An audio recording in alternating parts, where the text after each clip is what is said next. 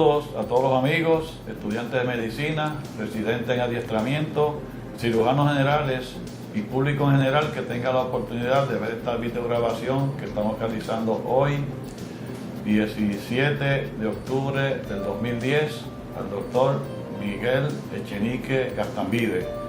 El doctor Echenique Gastambide es un cirujano joven, pero que ya ha hecho su aportación a la historia de la cirugía en Puerto Rico y tiene una historia personal y familiar muy interesante que nos va a relatar, que nos lleva hasta los orígenes de nuestra relación con España a través de su padre.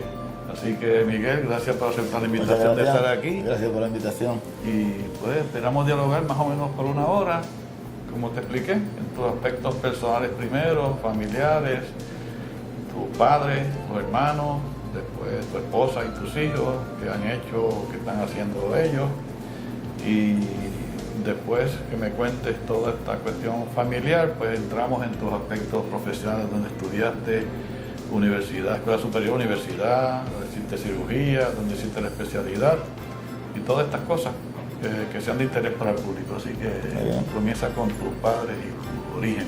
Pues muchas gracias y un placer en verdad estar aquí. Yo creo que un proyecto como este es algo necesario y único, así que te felicito por esta iniciativa tan importante. Mi comienzo, pues mi padre es navarro, vasco navarro, español, mi madre puertorriqueña. Se conoció mi madre y mi padre mientras mi padre hacía el doctorado en economía en Madrid. Mi madre hacía la maestría en música, ella es soprano. Se conocieron y interesante en aquella época, después de que se hicieron novios, entre comillas, se carteaban porque mi madre volvió a Puerto Rico y pues esto era a través del correo, no había, y decidieron casarse y se casaron en mi pueblo, en el pueblo de mi padre, en Irurita, Navarra. ¿Cómo se llama? Irurita. Irurita. Irurita, el Valle Bastán, en Navarra. Un pueblito que no tendrá más de 500 habitantes, en medio de los Pirineos, de la montaña, un paraíso que al presente se mantiene básicamente igual.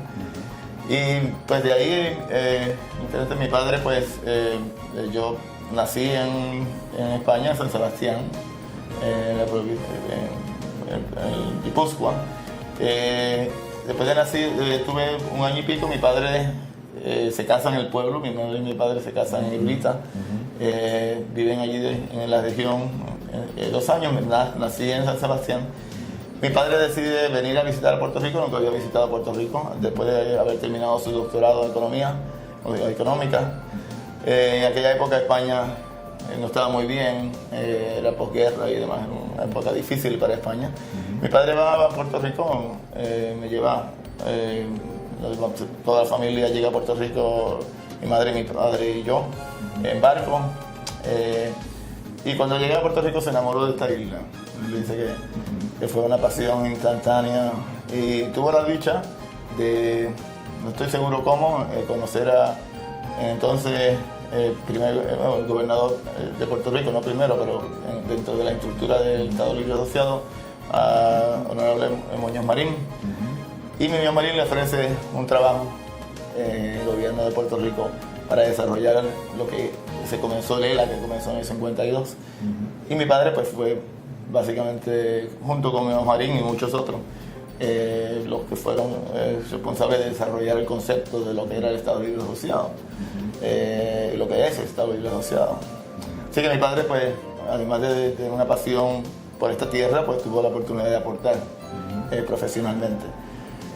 Y se quedó en el gobierno toda su vida con todos los gobernadores de Puerto Rico, primero como director de la Junta de Planificación y luego como vicepresidente del Banco Fomento. Por cierto, él nunca negó su ciudadanía española.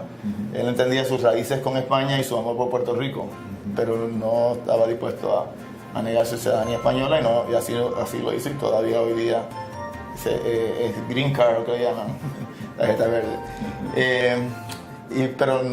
Pero su pasión por Puerto Rico era increíble. Y mi madre también, mi madre hizo su maestría en música, una de las sopranos, de las voces más hermosas de aquí. El problema era que al tener 5 hijos, cuando ella que llegó a cantar con Casals y demás, pues cuando le pidieron que viajase, pues ella se dedicó a enseñar entonces. Y fue maestra de canto en la Escuela Libre de Música. Muchos de los discípulos hoy día de ella son discípulos muy destacados, son personalidades muy en la vida del canto. Así que mi madre se desarrolló en la parte de la música. Pero interesantemente, ahora volviendo a la medicina y cómo esa historia impactó en la medicina. Mi padre se preocupó de 2 cosas. Primero, él decía que siempre la superación. O sea, él decía, si vas a hacer, tienes que hacer lo mejor en lo que sea. El deber cumplido era y sigue siendo su lema. Entonces, él pues se ocupó también de mantener las raíces con España. Él cada 2 años, yo creo que por eso se quedó en el gobierno, porque un economista en aquella época, un doctor en economía, en la banca privada, hubiera sido un poquito diferente económicamente. Pero él se quedaba en el gobierno, primero por su pasión por el gobierno y segundo porque podía tener la oportunidad de volver a España y acumular todo. No tomaba un día de vacaciones, un día de enfermedad y acumulaba. Y se iba desde mayo hasta septiembre, octubre y nos llevaba todos al pueblo. Esas eran nuestras vacaciones. Ahí no había Disney World, eso era al pueblo, a Irurita, allí.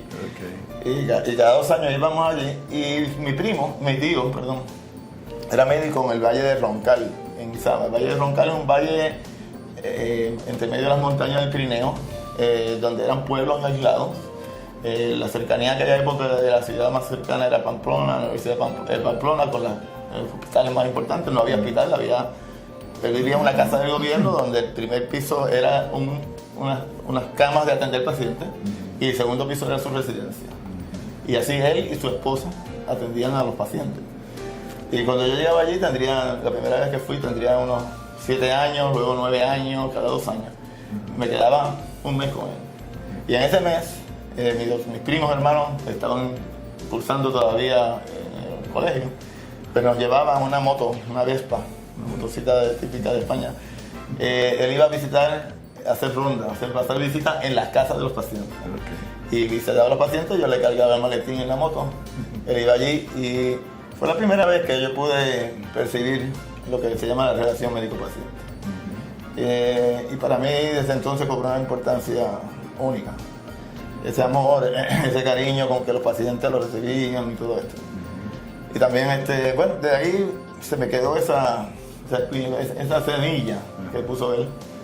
Luego, a cabo de los años, pues, básicamente decidí ya, todavía no estaba decidido en escuela, quería ser médico. ¿El tío ya murió? El tío murió. Interesantemente, en la decisión tuvo un aneurisma vascular, un aneurisma abdominal, tenía como 12 centímetros. Interesantemente, toda esta dinámica, yo fui a España, fui a verle.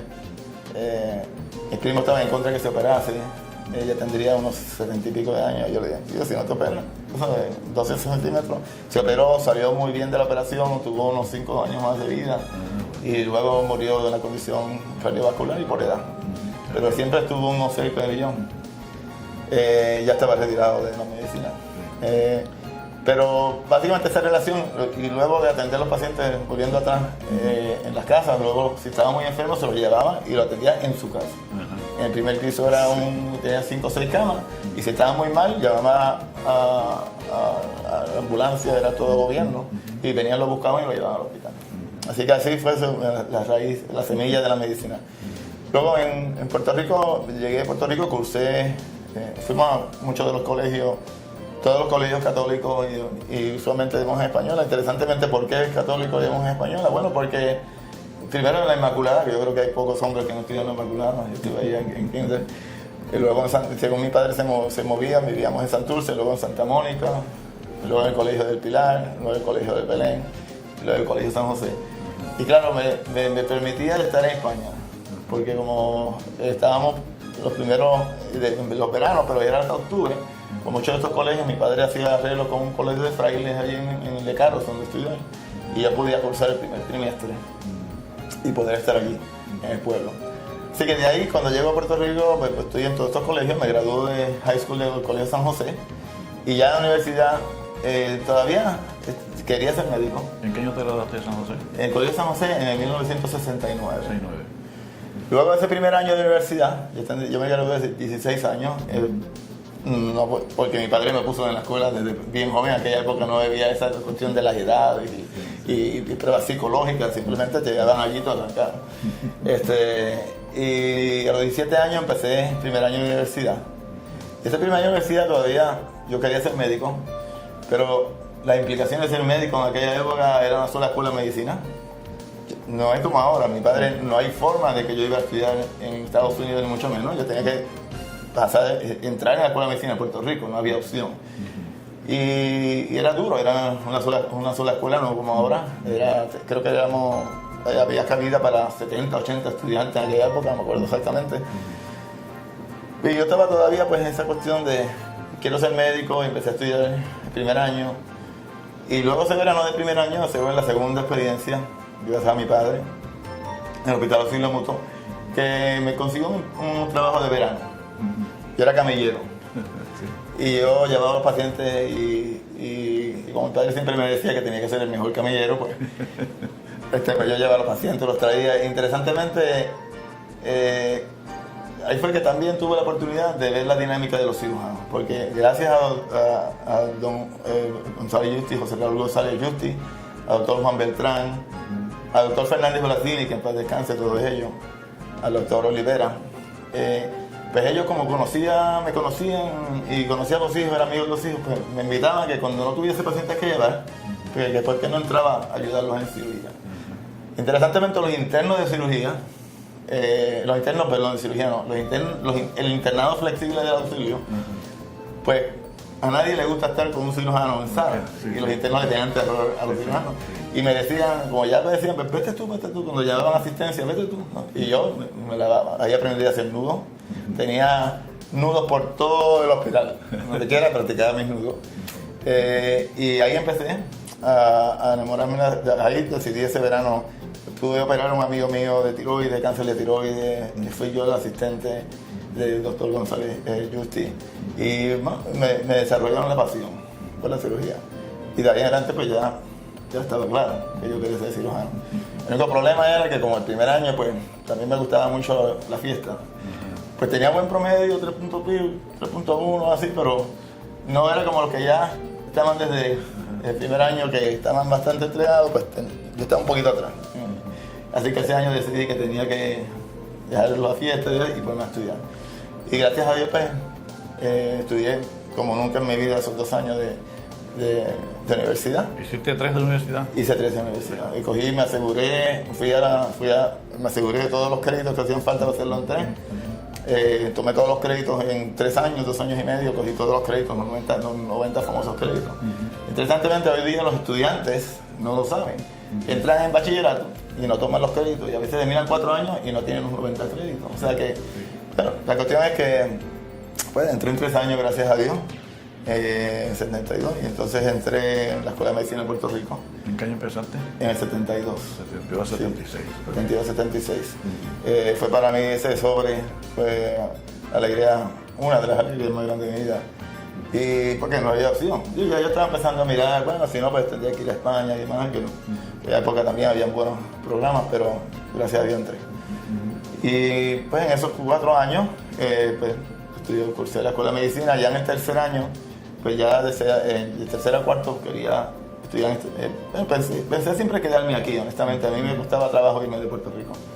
Pero decidí, pues voy a ver los programas, y me fui el verano del tercer a cuarto año con un grupo de amigos, el doctor Roberto Canto, el doctor Alfonso, un grupo de amigos a ver universidades. Fuimos a muchas universidades y una me gustó más porque habían 2 puertorriqueños, el doctor Juan Lombillo y el doctor Charlie Fernández. Y eran mis amigos, me llevaban 1 año, pero eran mis amigos bien íntimos. Y pues cuando yo fui, yo siempre decía que si yo me gustaría tener algo de acá. Y cuando lo solicita un solo sitio, que era la Universidad de Massachusetts, en Worcester, Massachusetts. Y en gran medida solicité también acá, pero estaba pensando acá también, y entré en el matching y dije, bueno, vamos a ver qué pasa. Y con un solo programa. debo decir que cuando recibí la carta de matching que estaba aceptado, me costó trabajo decir, ¿sabes? Porque yo todavía pensaba siempre quedarme en Puerto Rico. Yo creo que el entrenamiento de Puerto Rico no tiene nada que envidiar al entrenamiento en Estados Unidos, pero nada. O sea, y yo pues, hasta ese momento, bueno, ya era una cuestión, un contrato con el matching, ya tenía el programa de matching que se llama, un anglicismo, pero, y pues ya me había casado, me casé en el 75, el 27 de diciembre del 75, 6 meses antes de terminar la escuela de medicina, ya estaba casado, no tenía hijos todavía, así que pues, le dije a María, bueno, nos vamos, y así nos fuimos sin mucho, mi esposa, mi querida esposa, bueno, mi padre dice que yo soy médico por mi mujer, porque después del primer año, como ya había dicho anteriormente, me gustaban por la fiesta. Y después que decidí estudiar medicina, ya yo era novio de María. María es una estudiante excelente, 4 puntos. Y le dije, bueno, aquí se acabó la fiesta, o sea, aquí no hay nada que hacer. O sea, yo los viernes te vengo a ver y cuidado. O sea, ella te disciplinó entonces. Y ella aguantó eso. Sí. De una muchacha de 16, 17 años. No salir, no ir a la fiesta, o sea, y básicamente pues me disciplinó también. Y cuando termino entonces, pues me caso. Y me voy a Worcester, Massachusetts. Y allí pues hice mi residencia en cirugía. Interesantemente la residencia en cirugía, como mucho aquí en Puerto Rico también, en Estados Unidos, era una residencia que era cada otra noche, que le llaman, 36 horas de trabajo y 8 horas libres. Intercalar un poco la medicina con las pasiones de la vida que son necesarias, además de la medicina, gracias a mi suegro, don Antonio La Roca.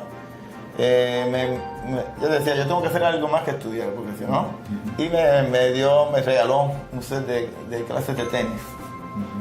Tendría que estar en segundo año de medicina, medicina. Y de ahí nunca paré de jugar tenis, ni un día. Examen o no examen, yo iba a jugar tenis. A Valdrich, o sea, que yo jugaba tenis y eso era mi terapia. Y pues, y así que por esa época el tenis fue mi balance. Entre estudiar y demás, y el tenis fue sagrado.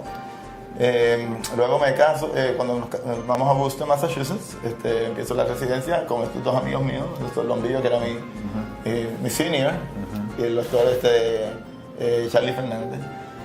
Y así, pues ese era un programa piramidal. Tuve mis primeras experiencias, como nosotros los puertorriqueños no somos tan puertorriqueños allá. Y no lo hago en forma de crítica necesariamente al sistema americano, pero o la mentalidad americana, pero sí en mi primer año, pues me entrevisté con un cirujano, doctor Menelao Saliapos, un griego de primera generación. Y de primera instancia me dice, bueno, en la entrevista, ¿no? Me dice, yo quiero que estés consciente de tus desventajas. Y yo no entendía cuál era la desventaja. Y yo decía, bueno, pero ¿cuál es la desventaja? Que tú estás compitiendo contra los americanos en tu residencia.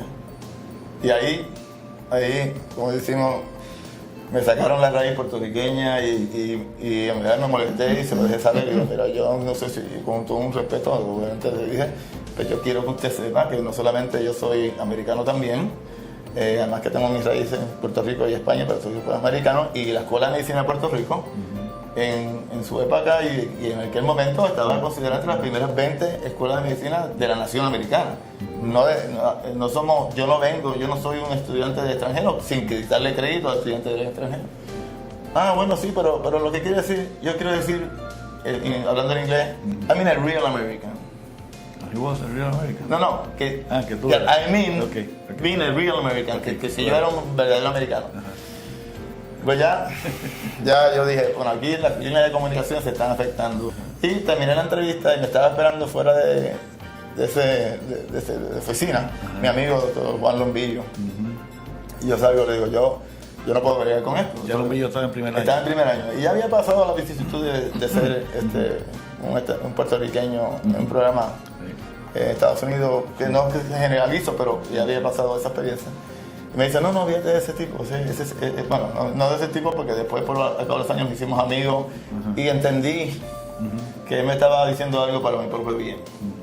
Me estaba diciendo una realidad. Te estaba retando para que te me estaba retando. Me siguió retando, por cierto, sí. Toda la vida. Y yo no lo entendí, por eso yo estaba furioso.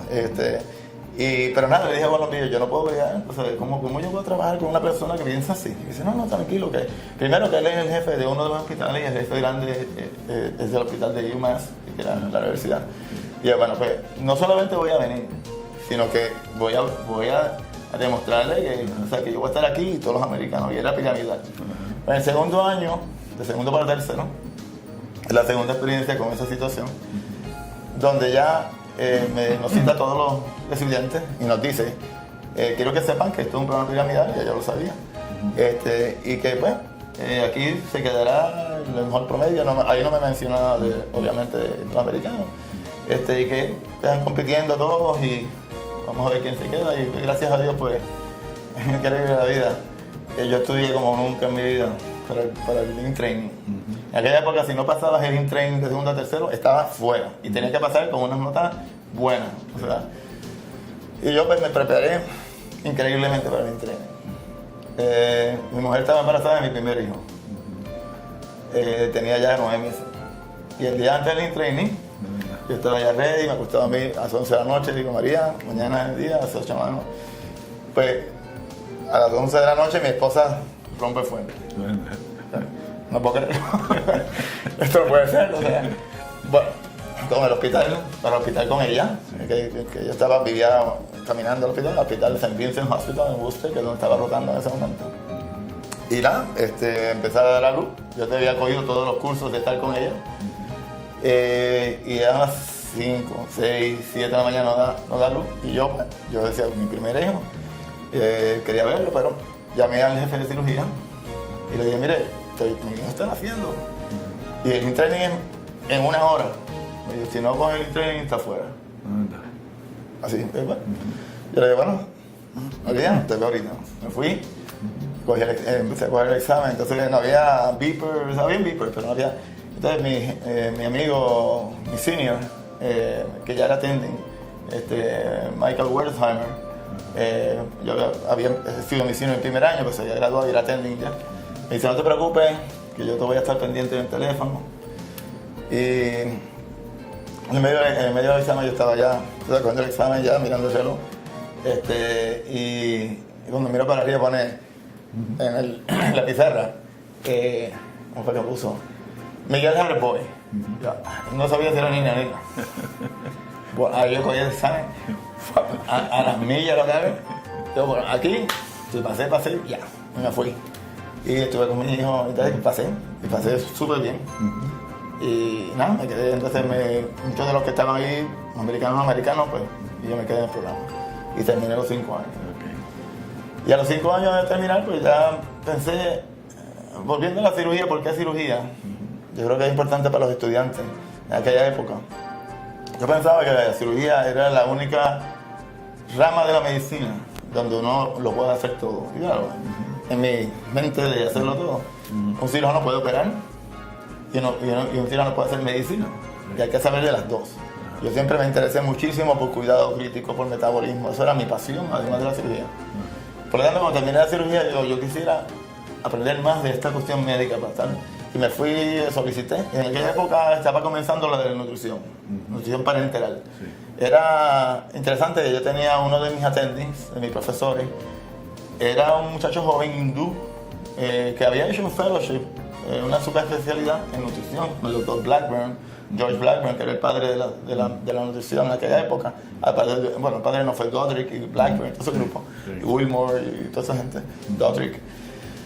Y yo pedí, entonces yo veía que este señor operaba los casos bien complejos, le daba este suerito amarillo, que yo no sabía mucho de eso, y todos los pacientes de él salían bien, y los demás, complicados, con fístula, aquellos pacientes se iban.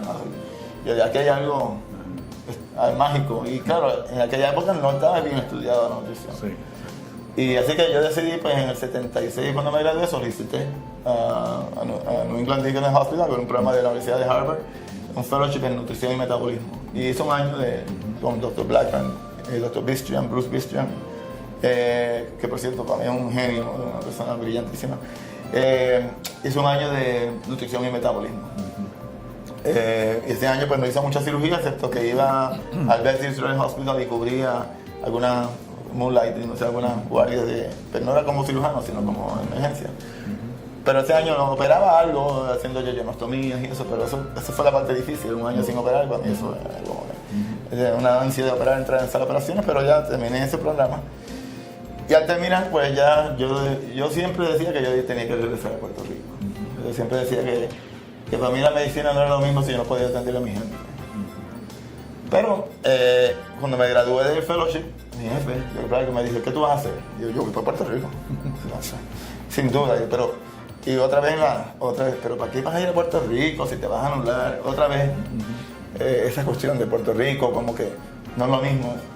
Y yo, no, Puerto Rico se hace una medicina excelente, quizás no, que es nuestro defecto, y se lo digo a los estudiantes otra vez. Nuestro defecto es no estudiar lo que hacemos. Eso es el defecto terrible. Tenemos una casuística, un volumen inmenso, y por muchas razones no lo estudiamos. Nosotros podíamos tener más literatura, más investigación que en ningún lugar, y hasta el momento, hablando el día de hoy, no se hace. Desafortunadamente no se hace. Y es algo que en el futuro hay que darle énfasis. Pero nada, no tenemos los medios económicos y demás. La cuestión es que cuando me dice esto, yo le digo, mire doctor, yo me tengo que ir para Puerto Rico. Me dice, pero quédate en Estados Unidos, te vas a anular profesionalmente, no sé qué. Y yo le digo, bueno, yo pensaría, pensando yo, que quizás en la Florida o Miami, que estoy al lado. A ver, y como pasan las cosas en la vida pasan porque tienen que pasar. Dios te pone las cosas en el camino porque te las tiene que poner. Es cuestión de nosotros escuchar. Y pues él dice, pues voy a un congreso en Miami y voy a hablar con el doctor Bob Seppa. Y pues él dice, pues voy para allá y dame una oportunidad a ver qué hay en Miami. Y él conoce, se entrevista con el doctor Joe Silveta, cirujano, graduado de Mass General. Se dedicó a intensivo, un intensivista de toda la vida, un cirujano único. Usaba pantalla y pelo largo cuando no existían pantalla y pelo largo en el hombre. Era un hippie, pero una persona brillante, excepcional. Y Bob Seppa, pues le dice a Dr. Blackburn que hay una posición de director del programa de soporte nutricional que estaba bajo el departamento de cirugía, que además había una posición como attending de cuidado crítico, que yo me fascinaba todo lo que fuera cuidado crítico, y como cirujano de emergencias médicas. Tenía las 3 posiciones. O sea, y en aquella época yo era un fanático del trauma también, no se puede decirlo, pero mientras más cosas estuviesen pasando mejor, como todos los cirujanos jóvenes. Y mi pasión era esa. O sea, digo, bueno, pero yo todavía le dije, yo voy a Puerto Rico primero. Y me fui a entrevistar, solicité a entrevistarme al hospital municipal. Porque el hospital universitario también había un programa de trauma, que fue usted que estaba el director de cirugía. Me entrevisté con usted y me entrevisté también en el hospital municipal con el doctor Vilaro. Pues en aquella época, y también me entrevisté con el doctor González Inclán en el auxilio mutuo, porque mi pasión, mi raya había sido auxilio mutuo, yo tenía que volver a auxilio. Okay. Pues en esa época no se propiciaba mucho la posibilidad de ir a práctica privada, era empezar aquí, no es como Estados Unidos. Aquí, yo cuando me reuní con el doctor Vilaro me dijo, bueno, aquí tenemos una posición full time, con el tiempo completo. Si quieres puedes empezar a hacer tu práctica privada después de las 3 o 4 de la tarde. Te pagamos los salarios de un assistant professor, que era risorio, era mucho menos que yo ganaba de residente casi. Y bueno, yo tenía 2 hijos, por entonces ya nació mi segunda hija a los 2 años de mi hijo. Ahí así pude tener el parto. Y nada, entonces pues yo dije, doctor, pero es que yo tengo 2 hijos. Bueno, eso es lo que hay, está bien, eso es lo que hay. Me entrevisté con usted en cuanto al trauma, porque era mi pasión, estaba desarrollando ese concepto del centro de trauma. Y me entrevisté con González Inclán, claro, ya estaba González Inclán, Beltrán, Olivera, no había mucho espacio. Me dijo, si tú quieres, te damos una cliniquita aquí. Interesante, eso fue en diciembre. Yo tenía de vuelta entrevista en el Jackson. Yo decía, si esto me gusta, si me conviene, me quedo. Bueno, y fui a Jackson. y me entrevisté, ya es un poquito diferente la dinámica ya, me entrevisté con todos los attendings, o sea, la última entrevista con Bob Seppa, con Joe Civetta, y me ofrecieron todo lo que había dicho, director, profesor auxiliar de la Escuela de Medicina de Miami, la posición de dirección, y la última entrevista fue con Bob Seppa, que Bob Seppa era Bob Seppa, no sé, para mí, el único malo de Bob Seppa era tener que coger la segunda parte de los boards con él. Porque ella había, por cierto, había cogido los boards, la primera parte del board en mi fellowship, había pasado el examen del board, ya estaba para mi segunda parte del oral. Y Bob decía yo, lo primero que me dijo, you know what, I'm gonna call you Mike, forget about Miguel. That's fine, well, doctor, whatever you say. Mike, no. Te americanizó enseguida. Y yo le dije, pues nada, está bien. Y me dijo, la posición es tuya si la quieres. Te pueden estar salario, carro, no había comparación. Y yo, bueno, no tengo alternativa, o sea, yo estoy al lado de casa, estoy al lado de Miami, Puerto Rico, bueno, me quedé. Lombillo estaba allí también. Lombillo estaba en práctica privada. Pero en Miami. En Miami. Incluso, interesantemente la historia de Lombillo, porque él está en práctica privada en Miami. Y Lombillo, cuando yo empecé volviendo atrás un poco en mi primer año, yo era bastante, ¿cómo diría yo?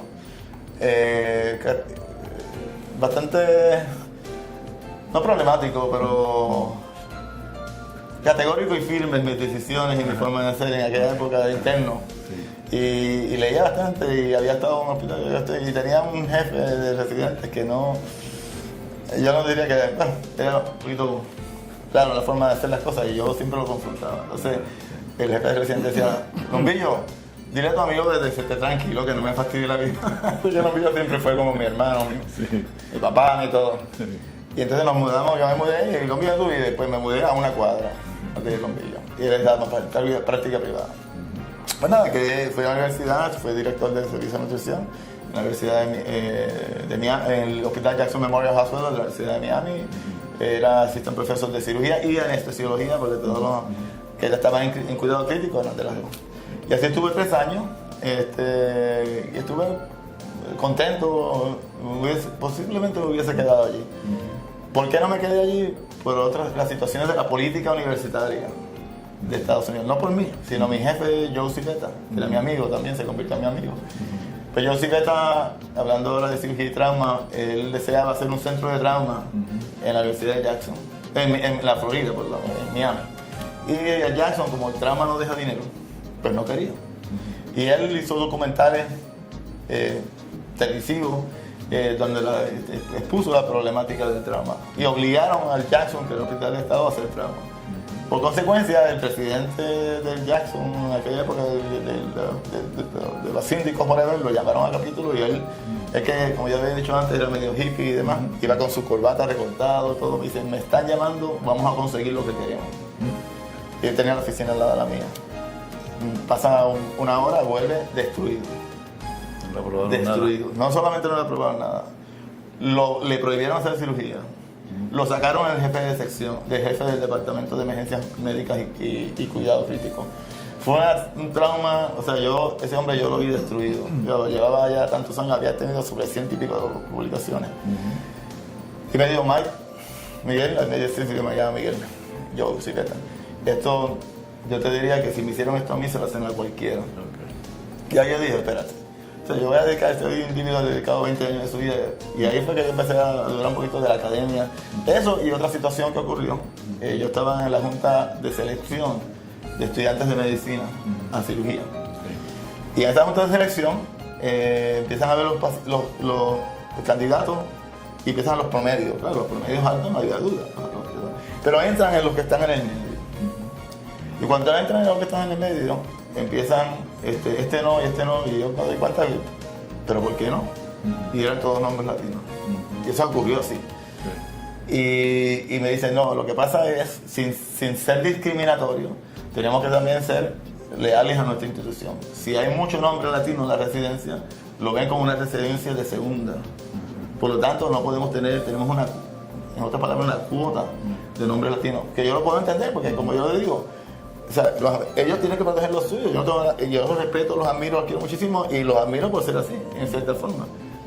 Pero nosotros, o sea, en ese sentido, pues, debemos hacer lo mismo acá, o sea, eso es lo nuestro y exaltar lo nuestro. Bueno, la cuestión es que yo vi eso y yo dije, mira, yo perdóneme, pero yo tengo que renunciar a este comité, yo no puedo pertenecer a un comité donde, por nombre, o sea, por un nombre latino, ustedes están diciéndole que no, yo no puedo. Y ahí, pues, en esas dos situaciones yo dije, ¿Y no. puede decir los latinos segunda o tercera generación? ¿Ah? Puede ser latino segunda o tercera Pero lo interesante generación. es el apellido, porque sí. a mí no, el apellido, como nadie sabe dónde era Echenique, yo no era Echenique, puede decir que yo era sueco, o sea, que como no lo hace, Sí.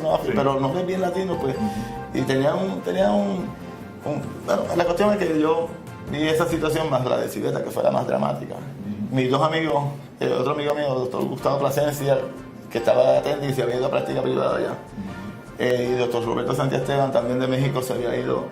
De México, el otro era cubano, se habían ido a práctica privada y siempre me llamaban, vente con nosotros, vente con nosotros. Y Juan siempre me decía, vente conmigo, vamos a hacer la práctica privada. Y el otro personaje graduado de aquí, el doctor Gustavo León. Sí. Pues Gustavo León, pues también estaba Hizo cirugía acá. aquí. Y él estaba de socio con Juan Lombillo. Me decía, vente para acá que vamos a formar un grupo y no sé qué. Pero yo decía, no, yo sí me voy para Puerto Rico. Volví para Puerto Rico. No, yo creo que el primer año no fue que yo me entrevisté con usted, yo creo que fue la segunda vez que yo... Cuando volviste a Creo que fue la segunda, sí, la segunda vez. ¿Me acuerdo que fue la segunda vez? Sí, fue la segunda vez. La primera vez fue con el doctor Vilaró, que me dijo del programa. La segunda vez fue con usted, que estaba el programa de trauma. Okay. Eso sería en el 85 por ahí. Por ahí puede ser. Sí. Bueno, ahí me entrevisté con usted aclarando esa situación. Y cuando vinimos, pues entonces había la posición de jefe de trauma. Interesantemente, pues había también la cuestión del auxilio, pues no estaba todo... Bueno, y mis amigos allá presionándome y mi esposa me dijo, estamos aquí bien, entonces, bueno, decidí irme a práctica privada en Estados Unidos, en Miami. Y estuve 2 años en práctica privada en Miami. En aquel momento se logró lo del doctor Civeta del centro de trauma en la comunidad, como ya era cirujano de trauma, todos los hospitales privados. En aquella época el Colegio Americano de Cirujanos certificaba los hospitales, como hacen aquí todavía. Y muchos de los hospitales privados, pensando que esto era algo importante, pues se decidieron a certificarse. Y el Baptist Hospital, el South Miami Hospital, todos los estudiantes, muchos de los hospitales principales de Miami decidieron ser trauma centers, o centros de trauma. Pues yo, siendo un cirujano de trauma, pues nos fuimos y hicimos grupos de trauma en diferentes hospitales, además de la práctica de la cirugía general. Recientemente eso duró 1 año. Porque claro, los pacientes de trauma, la capacidad de pago era mínima. Los hospitales empezaron a perder mucho dinero. Y eso no duró mucho. Pero yo estuve en práctica privada y iba por lo menos a 5 hospitales, que es típico de la práctica privada allá. La relación médico-paciente, ahora vuelvo a mi tío, no existía. No existía. Yo me acuerdo, estaba en un área, bueno, no existía entre el grupo. Yo me acuerdo en mi oficina, mi esposa estaba en la oficina conmigo y una secretaria y yo tenía unas puertas de cristal que no se veía para el otro lado. Y recuerdo la diferencia que tenía en la sala de espera, había pacientes latinos o puertorriqueños o cubanos de aquí y pacientes más americanos de otra cultura. Y yo como siempre lo digo, que somos culturalmente diferentes, somos 2 culturas, no una mejor ni de peor, somos 2 culturas. Y típico de ahí, pues, la paciente puertorriqueña en una canasta con flores, con vino, y la otra sentada así. Y yo escuché, digo, ¿para qué es eso? No, eso para mi cirujano, para mi médico, él me operó. Y le dice en inglés, but you already paid for it. I mean, he's supposed to do that. Como que dice, ¿para qué le estás dando regalos si solo eres como un empleado tuyo, tú tienes un seguro y ese es tú? Eso a mí siempre me impactan las cosas y yo siempre digo que si uno está atento son los mensajes que le ponen. Y ese mensaje yo digo, contra, ¿sabes? Y yo volví y como digo, siempre quería volver a Puerto Rico. Yo dije, ¿vale? Hay diferencia.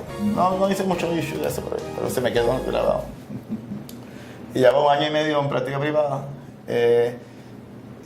y por cierto iba muy bien porque era profesor de la universidad, conocía a todo el mundo. Económicamente compré casa, los 2 carros, por fin tenía 2 carros. Hasta ese momento tenía 1 carro en la bicicleta, hasta ese momento. Mi esposa me llevaba todos los días de mi casa a Jackson, Memoria, porque no daba para 2 carros, con 2 hijos. a Jackson, me llevaba todos los días, hora y media de ida y hora y media de vuelta. Pues en ese momento pues ya estaba produciendo bien económicamente. Y pues nada, decido, bueno, me quedo en práctica privada. Interesantemente me compro una casa. ¿Cerca de quién? Juan Lombillo, a 2 casas de Juan Lombillo. Que por cierto, Juan Lombillo, antes de irme, él me convenció, yo le dije que iba a Puerto Rico, me dijo que si estaba loco, que no, bueno, siempre me convence, tiene un poder de la palabra increíble, y me convenció de quedarme en vez de ir a Puerto Rico. Bueno, la cuestión es que me mudo allá, 1 año y medio después, desafortunadamente a don Juan Beltrán le dio un derrame. Y al darle derrame, pues él estaba don Juan Beltrán, el doctor Oliveras, que también en paz descanse, excelente, maravilloso cirujano y ser humano. Y el doctor González Inclán, que fue mi amigo y siempre que iba a los congresos decía, mira, José Raúl, si hay un brequecito para allá me avisa, porque yo siempre yo quiero volver. Y lo primero que le hice fue cuando le dio el derrame a don Juan Beltrán fue llamarme. Mira, a don Juan Beltrán desafortunadamente le dio un derrame, no puede trabajar. Si tú te quieres unir el programa de socio de auxilio, ¿okay? Tiempo el programa de socio de auxilio, que es interesante el programa de socio de auxilio, porque es un programa de socio donde a los cirujanos nos pagaban $200 para atender todas las emergencias, todas las clínicas y a todos los socios. Eso es lo que pagan en aquella época. Pero era una posición prestigiosa porque te dabas a conocer los familiares, era una forma de empezar. Y cuando me dicen eso, yo me tengo una posición, eso fue en marzo, creo que fue del 86.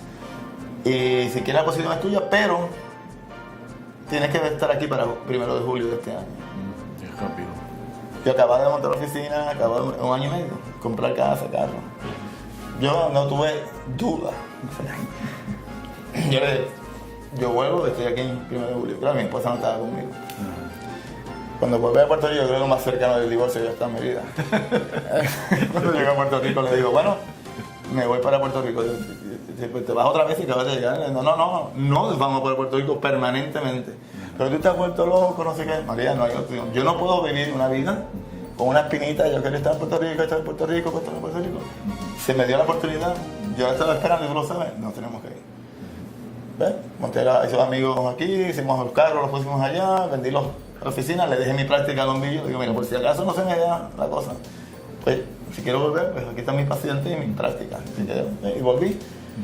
Llamé a mi padre, primero economista fin, y le dije, papá, sácame el número. Yo puedo sustituir y me sacó los números.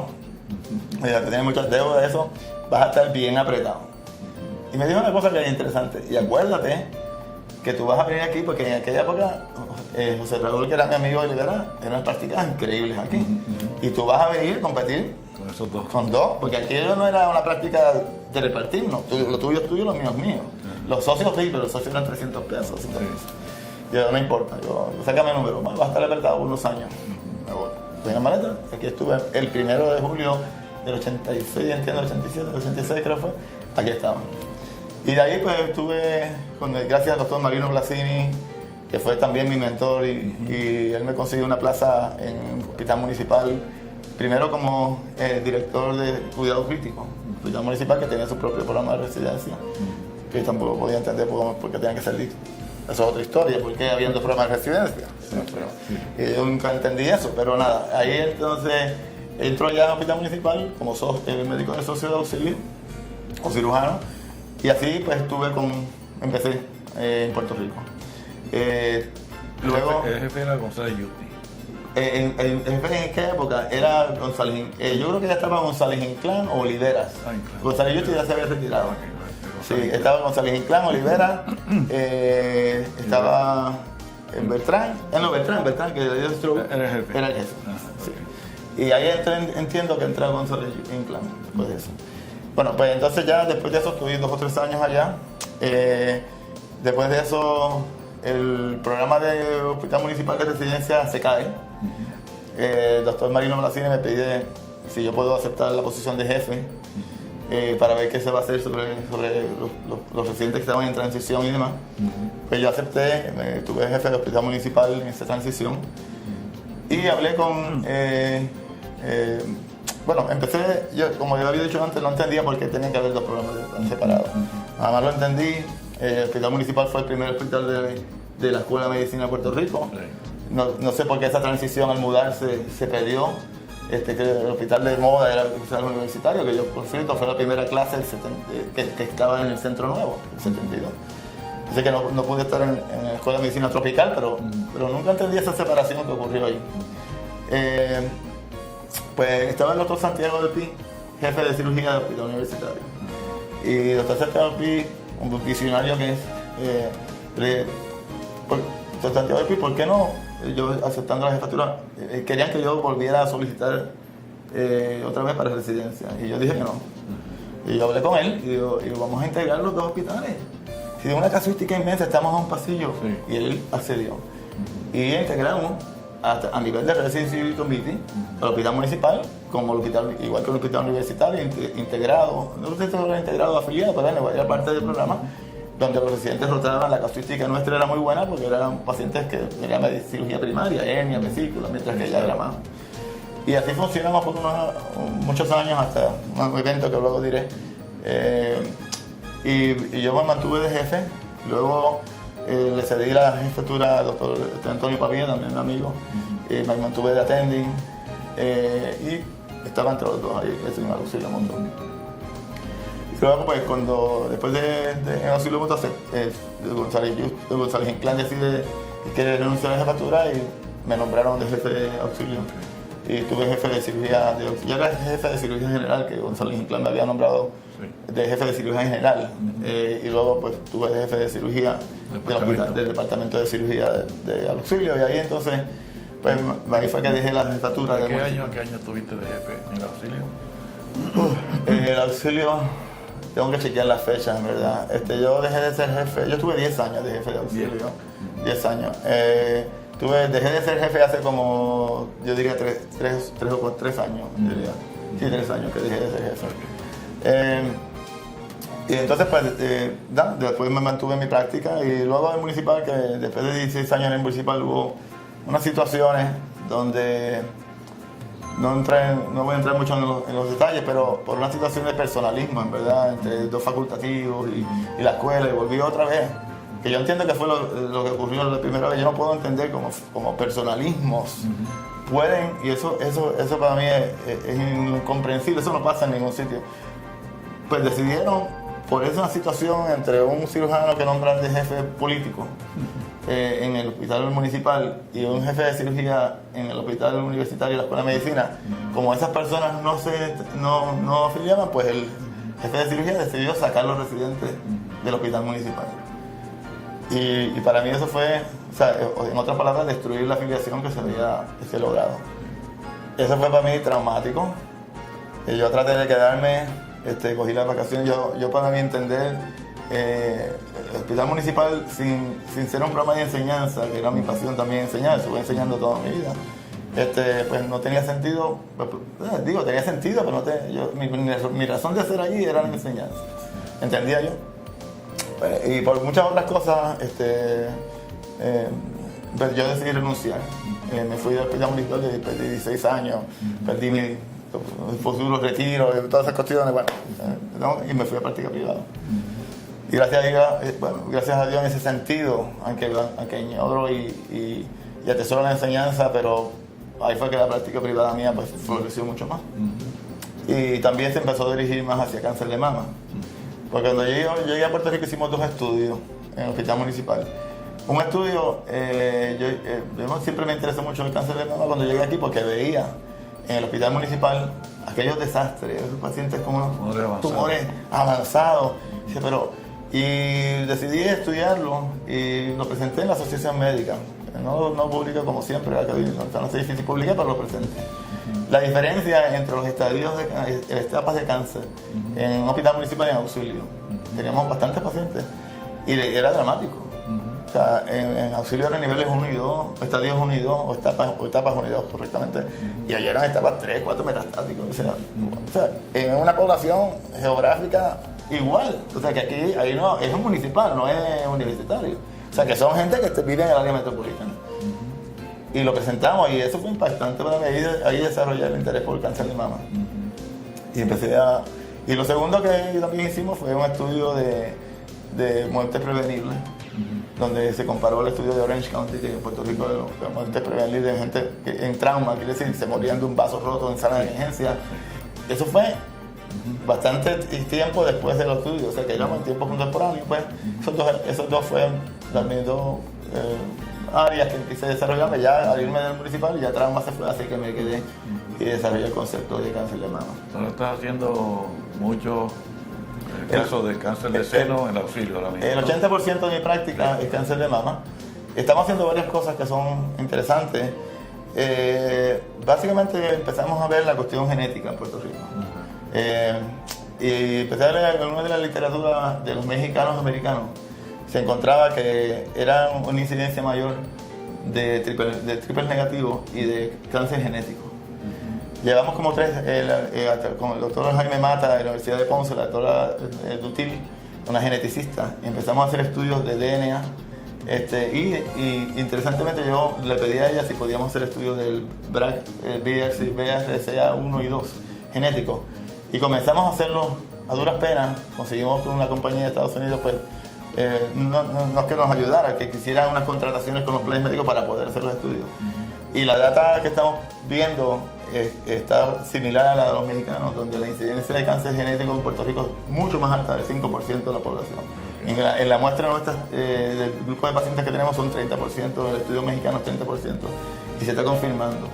Y el problema es que son estudios costosos, $3,000 y pico, pero estamos viendo tanto y tanto que yo creo que es un área que queremos desarrollar. Así que me parece que mayormente es cáncer de mama, que todavía hago mi ciclo general, mi ciclo por la laparoscopía, porque fui de los primeros que la hice en auxilio, como cuando empezó la laparoscopía, que por cierto mis dos socios allá he escrito libros, yo por un año de no quedarme en práctica privada con ellos, que fue el boom de la laparoscopía, pero sí la ciencia fue uno de ellos, ¿no? Sí, la ciencia. Bueno, mis compañeros allí, un año después, fueron los gurús de la laparoscopía, que yo me hubiese quedado un año más, no me quejo, pero hubiera estado con ellos.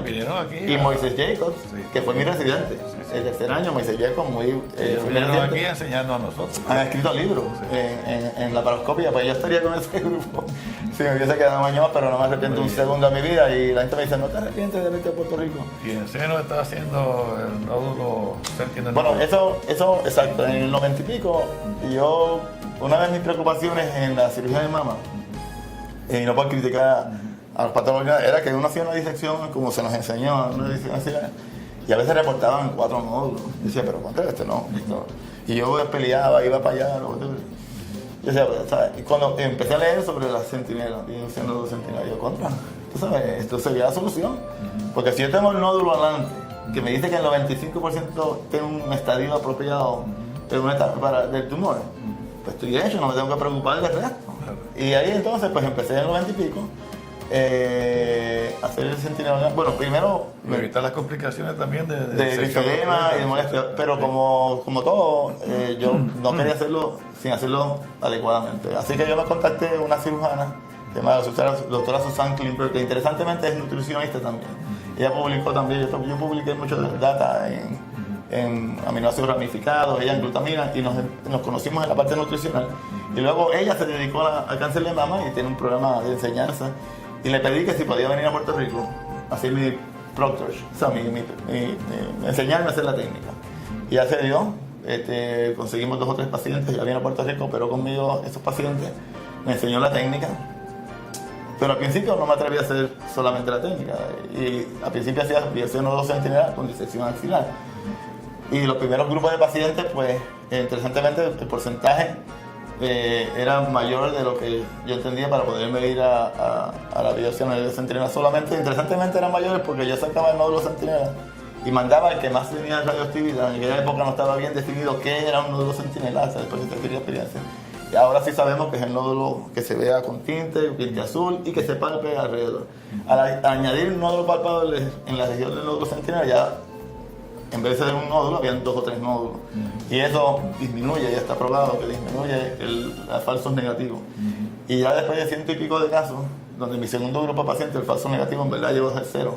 En ese grupo ahí entonces ya, todavía, como todo, yo creo que es importante pues nosotros tener validación de lo que hacemos. Y eso es una de las críticas que yo tengo mucho a la medicina moderna, que va de la prensa y de los pacientes a obligarnos a hacer cosas. La laparoscopia fue una de ellas y la consecuencia de los ductos biliares fue la consecuencia. Y entonces me entré en el protocolo en ese SAVP-B32, solicité a Estados Unidos, vinieron de acá, me investigaron la técnica, no solamente la mía, patólogo, radio, todo. Y tuve que someter los 10 casos y demás, y entonces participé en el protocolo del B32, que ahora es el estudio que ya ha demostrado que la biopsia no lo tiene es estándar of care. Pero eso me entró más todavía en lo de mama, porque claro, como poca gente lo estaba haciendo en Puerto Rico, pues, y gracias a esas situaciones, pues ahora mi práctica es mayormente 80% de mi práctica es cáncer de mama. ¿Tú tienes mucho más trabajo ahora que, digamos, 5 años atrás? Muchísimo más trabajo ahora. No hay comparación. Ya el tenis que yo decía que era sagrado, ya no ¿Y eso se debe a tu ejecutoria, que se ha divulgado, o es que hay pocos cirujanos? ¿A qué se debe? Es una combinación, yo creo que es una combinación, primero el tipo de práctica. El tipo de práctica de cáncer de mama es emocional. O sea, tú no le puedes decir a una paciente que le haga un reporte de mamografía que tiene una categoría 4, vengas en 2 semanas. Así que eso pues, es una práctica que requiere que tú veas muchos pacientes. Pero también es interesante la parte de, volviendo atrás a la parte de mis orígenes como cirujano de emergencias y trauma. Era mi pasión y sigue siendo. Yo hice guardias y emergencias hasta que vino la crisis de la impericia médica. Cuando viene ¿qué quiere decir la crisis de la impericia médica? Cuando nos quitan el seguro de impericia a una cobertura de $100,000. Yo creo que nadie llegue a un carro en Puerto Rico tiene un seguro de homeowners por $100,000. Yo diría contra, pero, ¿sabes? Yo viví esa vida de pericia médica en Estados Unidos. Y una de las razones que yo me mudé, las razones principales es que quería volver, pero entre los criterios de volver, era el ambiente hostil, horriblemente hostil que existía, sobre todo en Miami y en la Florida, que sabemos que es bien hostil, donde los cirujanos, pues, básicamente, pues tenían yo pagué de seguro de impericia en mi primer año en Estados Unidos de práctica privada. Empecé por 20,000, mi segundo año iba por 35,000, para el tercer año era 55,000, nunca había sido demandado. ¿Sabes? Los seguros de malpractice de impericia eran prohibitivos el pago. Muchos cirujanos decidieron no irse y no tener seguro y ponían un dinero, $250,000 que era la ley, y ponían un anuncio en la oficina, no tengo seguro de impericia. Pero hay una diferencia grande entre aquello y esto. ¿Por qué? Porque en aquella época yo lo que hice fue fabuloso. Yo puse todo a nombre de mi mujer y la casa era tu castillo, no te la pueden quitar. Así que yo digo, mira, lo poco que tenía, no tenía mucho, a nombre de mi esposa, cuenta separada, que no es como aquí, y tu casa era protegida, que tampoco ocurre aquí. Pero la diferencia entre aquello y esto es que aquí el ambiente médico legal no era tan hostil.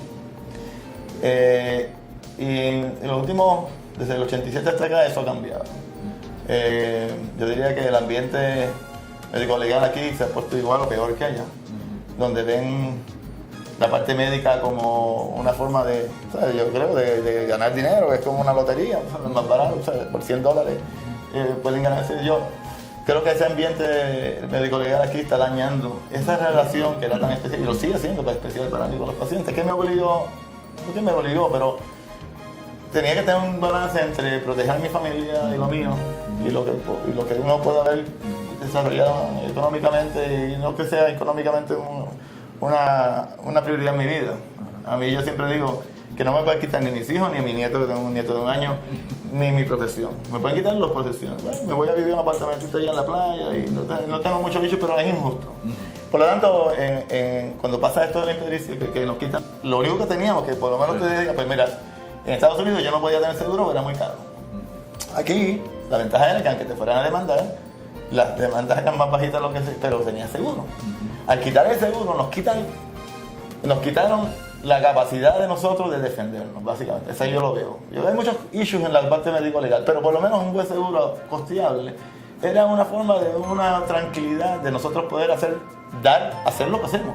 Cirugía, atender a todo el mundo, no estoy preocupado de que si demanda, que era lo bonito de la escuela de medicina. ¿Y eso conllevó a que modificaras? Yo dejé la práctica, yo dejaste fui emergencia y todo. Okay. Dejé emergencia, no veo emergencia, no las vi entonces. No se guardia todavía. No hago guardia y no las voy a hacer. Tú sabes, simplemente, claro, creamos una estructura en el hospital como jefe de cirugía. Yo le dije al hospital, usted tiene que cubrir a los cirujanos que están haciendo guardia. No es razonable usted decirle que si no hace guardia te voy a votar. Y así fue. Y me obligaron hasta en algunas especialidades que haber creado muchos enemigos porque obligué a algunos de los especialistas a hacer guardia y se fueron muchos de ellos pues, porque no querían hacerla. Pero yo me di cuenta que el hospital es una responsabilidad combinada y le dije al hospital, si ustedes quieren tener el programa de guardia de un hospital, es del hospital. O sea, tú no estás contratado para hacer guardia, tú estás contratado para ser facultativo. Y te tienen que proveer los mecanismos para tú poder hacer guardia en todos los sentidos. Y ahora, pues, en el hospital pues, ya tiene un programa de guardia, tiene un seguro, una umbrella de cobertura, pues ya lo hicieron algo razonable. Pero yo, en aquella época, me fui, o sea, no hice guardia, dejé de hacer guardia, que era lo que había hecho toda la vida, y me encantaba hacer cirugía de emergencia. Y claro, ahora no tengo tiempo de hacer guardia, aunque quiera, o sea, ahora simplemente, por edad también, o sea, yo no quiero, o sea, no tengo tiempo de hacerla, pero esa fue la razón principal. Y de ahí a lo que está pasando. Lo que está pasando en la medicina es interesante, bueno, interesante y penoso, porque en mi época, como yo dije al principio, pues mi pasión era ser un médico que lo hace todo. Que yo vienes donde mí, yo te puedo atender de la A a la Z, que quizás no tenga la expertise de atender una presión alta o algunas cosas, pero lo puedo hacer. Y si vienes con un subdural, lo puedo hacer. O sea, era más bien una cuestión, yo diría, de percepción, pero era así. Y ahora la práctica de la medicina, primero, la cirugía ha sido, es y ha sido, o era, el cirujano era una parte en la medicina. Y nosotros, por más que nos tratan de decir que no pensamos mucho a veces y eso que somos más técnicos, pero en verdad siempre lo hemos sido, seguimos siéndolo. Yo veo la cirugía como algo increíble, único en la medicina, sin quitarle crédito a otros. Pero es que hay una diferencia entre los cirujanos y los que no son cirujanos de mentalidad y comportamiento. Definitivamente. Nosotros, pero y parte es el entrenamiento. Y eso yo le tengo un poquito miedo al entrenamiento del presente. ¿Qué quiero decir? Nuestro entrenamiento es un entrenamiento militar. En una guardia te obligaban a tú tener que trabajar en las condiciones adversas que fuesen. Eran 36 horas donde tú estabas de guardia, tenías que estar disponible en todo momento, situaciones de emergencia donde esa situación tú tenías que dejar todo y era para mí algo bien especial. Las otras especialidades son buenas, pero no tenía esa agresividad, nosotros la cuestión de vida y muerte es inmediata. O sea, si tú no actúas razonable rápidamente, tu paciente se va a morir. O sea, mientras que otras especialidades son diferentes, cuando le dimos hay tiempo. Nosotros esa cuestión del tiempo nos obligaba a utilizar todas nuestras facultades en un periodo corto de tiempo. Por lo tanto, nos acostumbramos siempre, no solamente profesionalmente, sino en nuestra forma de ser, a que todo tiene que ser hecho ya. O sea, si va a ser, no lo dejes para mañana, los famosos no dejarlo para mañana, pero nosotros no existía mañana, si lo hacíamos mal, no lo había mañana. Y ese entrenamiento es importante. Yo creo que eso hablando de los cirujanos hoy día, parte de los problemas de los cirujanos es que ahora, por todos estos problemas de la impericia y el miedo que le han metido a los médicos, y cuando yo veo un médico, sobre todo un cirujano, que dice, yo le digo a mi hijo que no sea médico, a mí se me va el corazón al piso porque a mí nadie me dijo que yo fuera médico, mi padre no me dijo que tenía que hacer, me dijo, tú haz lo que sea, ahora, soy bueno lo que eres. Pero hoy día que le digan, que le quiten la ilusión porque esto es un sacerdocio, para mí la cirugía y la medicina es más que una profesión, no es para hacer dinero. O sea, para hacer dinero me voy a ir a la banca. Aquí se vive bien, pero básicamente es una vocación. Y quitar una vocación, pues decir, yo quiero ser médico, el médico parece más demandar, eso es trágico. Así que yo creo que los cirujanos de hoy día, esa cuestión de poder ayudar y poder atender en todos los sentidos se ha perdido, y ahora pues básicamente lo que está pasando es que los cirujanos se están yendo a subespecialidades dentro de la cirugía general, a hacer una parte de la anatomía, una cosita, no quieren saber más de lo complicado, no quieren saber de guardia. Hay cirujanos mayores como nosotros que ya hemos dejado de hacer cosas, y yo como veo, yo quisiera saber qué va a hacer de aquí a 20 años, porque va a haber una crisis. Hay una crisis que no se ha visto, pero la va a haber peor. Muy bien, Miguel, pues muchas gracias. Se nos ha terminado el tiempo y gracias por esa información. Tienes Claro, mucho un placer. conocimiento y mucha experiencia que has vivido, así que espero que sigas bien de salud, sigas practicando. Todas esas cosas que estás haciendo muy buenas. Muchas gracias. Gracias por estar aquí. Y gracias a ti por haberme invitado. Yo creo que esto, como vuelvo y digo, es un proyecto que va a venir bien Muy bien. y mantener nuestra historia va a ser importante.